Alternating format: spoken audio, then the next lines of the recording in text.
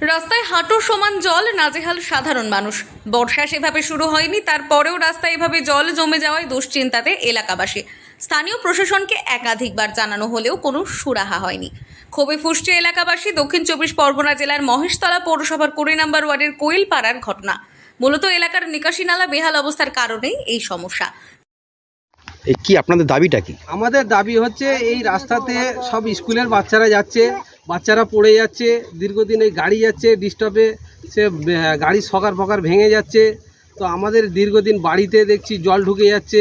এই জলটা কতদিন ধরে জমে আছে এখানে? এই জলটা জমে আছে 3 মাস হয়ে গেছে। ভোটের আগে থেকে জলটা জমে আছে।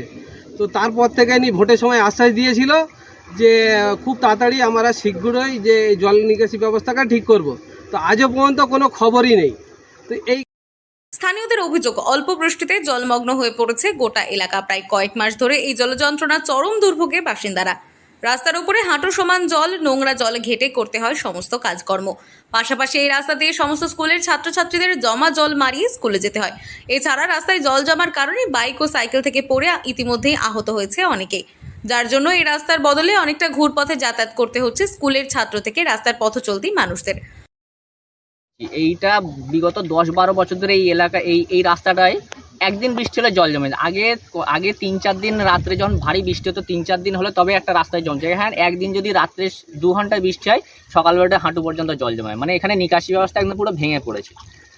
এখানকার নেতারা রোজই এই রাস্তাতে যাচ্ছে, তারা নিজেরাও দেখতে পাচ্ছে, তারা নিজেরাও গাড়ি নিয়ে পড়েছে, কিন্তু তাদের নিজস্ব কোনো উদ্যোগ নেই যে আমরা কাউন্সিলরকে বলি রাস্তা ঠিক করার ব্যবস্থা করি, বা কাউন্সিলর কোনদিন এসে বলেনি যে আপনারা কাউন্সিলরকে জানিয়েছিলেন? কাউন্সিলর তো রোজই যায়, এখানকার নেতারা সবই বলছে। আমরা যদি একটু ছবি টবি তোলার ব্যবস্থা করি, একটু এই নিয়ে আলোচনা করি, ওদের কর্মীরা ছবি তোলে আমাদের লোকেদের, যে ছবি তুলে নেতাকে পাঠাবে, কাউন্সিলরকে পাঠাবে, ভয় দেখানোর চেষ্টা করে যাতে না মানুষ এটা নিয়ে প্রতিবাদ করতে পারে। কিন্তু মানুষের একটা সহ্যের একটা সীমা আছে। না, কাউন্সিলর কি বলছে? উনি যখন বলাতে উনি কি বলছে?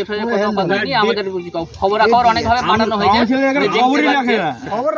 খবর রাখে না। এখানে যদি একটা কথা, একটা লোকের যদি বাড়িতে যদি একটা ঢালাই পড়ে, সঙ্গে সঙ্গে খবর চলে যায়, এটা কি দেখতে পায় না উনি? অনেকটা সময় লেগে যাচ্ছে, আর একথা বহুবার প্রশাসনকে জানিয়েও কোনো লাভ হয়নি।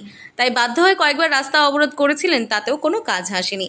তাই স্থানীয় বাসিন্দা থেকে শুরু করে পথচলতি মানুষদের দাবি, এই রাস্তা চলাচলের ব্যবস্থা করে দিতে হবে এবং নিকাশি নালার ব্যবস্থা না করলে এই রাস্তা দিয়ে চলাফেরা করা অসহ্যকর হয়ে পড়েছে।